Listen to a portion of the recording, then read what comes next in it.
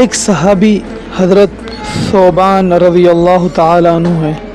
جو رسول اللہ صلی اللہ علیہ وسلم کے آزاد کردہ غلام ہیں۔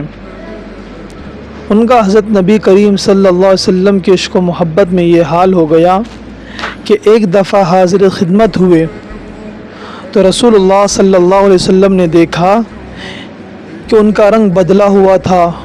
اور جسم نحیف و کمزور ہو گیا تھا اور چہرے پر غم کے آثار نمایاں تھے۔ تو نبی کریم صلی اللہ علیہ وسلم نے پوچھا کہ اے ثوبان، تمہارا رنگ کیوں بدلا ہوا ہے؟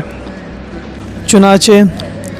حضرت ثوبان رضی اللہ تعالی عنہ نے عرض کیا کہ یا رسول اللہ، نہ مجھے کوئی نقصان ہوا ہے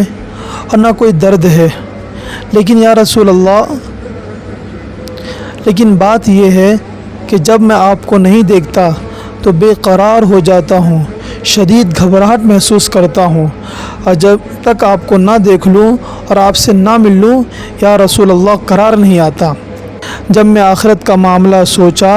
تو اندیشہ ہوا کہ میں وہاں آپ کو نہ دیکھ سکوں گا، کیونکہ میں جانتا ہوں کہ آپ انبیاء علیہم الصلاۃ والسلام کے ساتھ بلند ترین مقام پر ہوں گے، اور میں اگر جنت میں داخل بھی ہوا تو آپ کے درجے سے کم درجے پر رہوں گا، اور اگر میں جنت میں داخل ہی نہ ہو سکا تو پھر کبھی بھی آپ کو نہ دیکھ پاؤں گا۔ یہ سوچ کر مجھ کو غم ہو گیا اور یہ حال ہو گیا ہے۔ اللہ تبارک و تعالی ہم سب کو صحابہ جیسی محبت نصیب فرمائے، آمین۔